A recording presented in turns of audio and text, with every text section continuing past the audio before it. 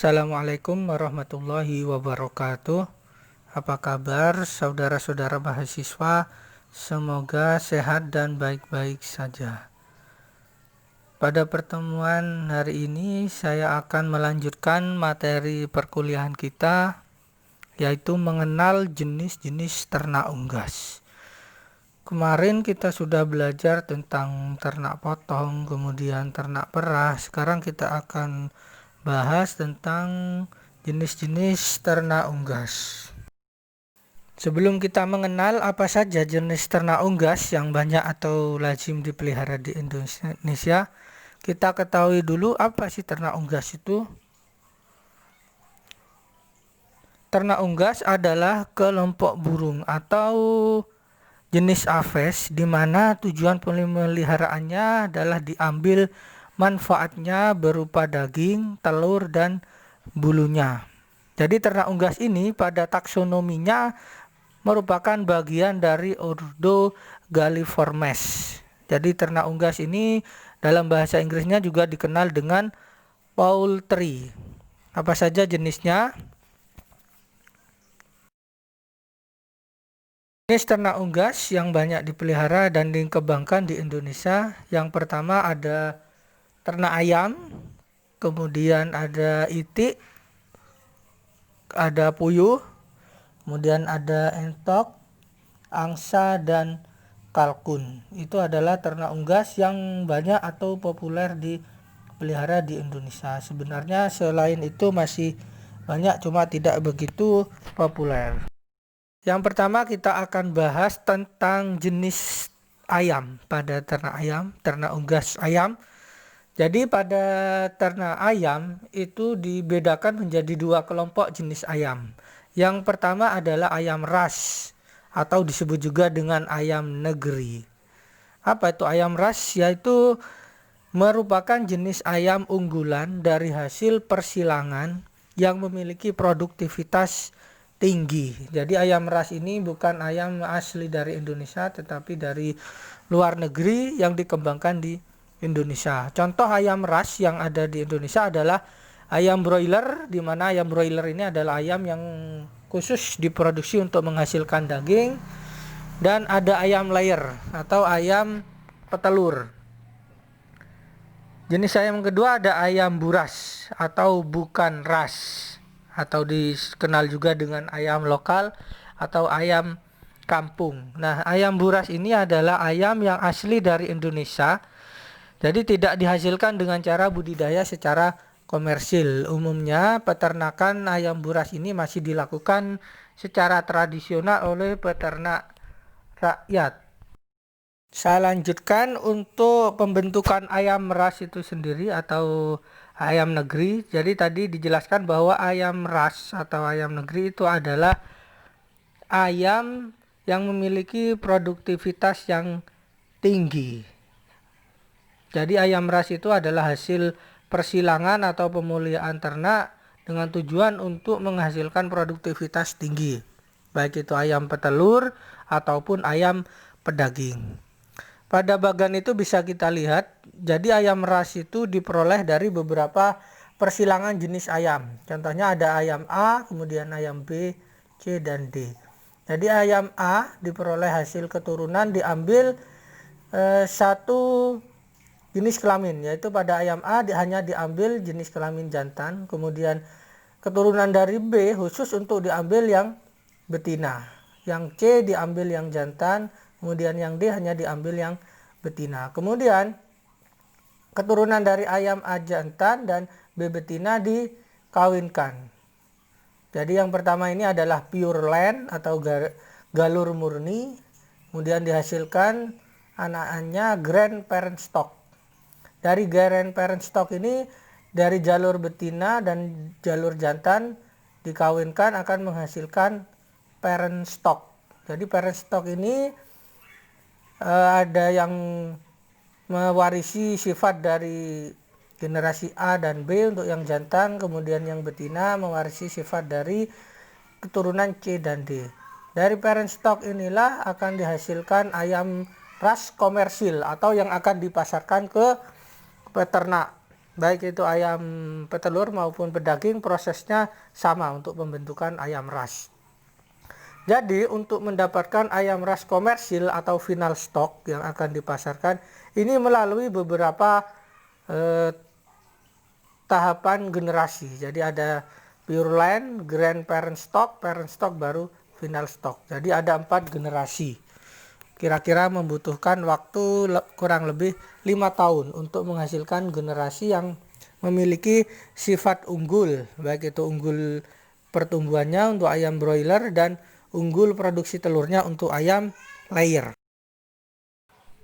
Jenis ayam ras ada ayam broiler atau ayam pedaging. Jadi ayam broiler atau pedaging ini adalah ayam yang dari hasil persilangan atau pemuliaan dengan tujuan untuk bisa menghasilkan daging dengan cepat. Jadi pada ayam broiler modern sekarang, dalam waktu 35 hari ayam ini bisa mampu mencapai berat badan 2 kilo. Jadi dalam waktu yang singkat mampu menghasilkan daging 2 kilo dengan konversi pakan atau kemampuan mengubah pakan 1,8. Artinya untuk menghasilkan 1 kilogram daging dibutuhkan pakan sebanyak 1,8. Selanjutnya ada ayam layer atau ayam petelur. Ayam petelur ini dibentuk khusus dengan rekayasa genetik untuk mendapatkan produksi telur yang tinggi. Jadi pada ayam layer ini dia mampu memproduksi telur 250 butir per tahun. Karena ayam petelur ini sudah dihilangkan sifat mengeram dan masa produksinya lama, kemudian dia dewasa kelaminnya cenderung lebih cepat, yaitu bisa dicapai di umur 18 minggu atau 4,5 bulan. Adapun strain atau varietas pada ayam ras. Jadi strain itu apa? Strain itu adalah klasifikasi ayam berdasarkan garis keturunan tertentu melalui persilangan dari berbagai kelas bangsa atau varietas, sehingga ayam tersebut memiliki bentuk, sifat, dan tipe produksi tertentu sesuai dengan tujuan produksinya. Untuk ayam ras jenis broiler atau pedaging yang banyak dikembangkan untuk diproduksi di Indonesia ada strain Cobb, kemudian ada strain Ross, Hubbard, Hybro, dan lain-lainnya. Kemudian untuk strain ayam petelur yang populer atau banyak dikembangkan di Indonesia ada strain Lohmann.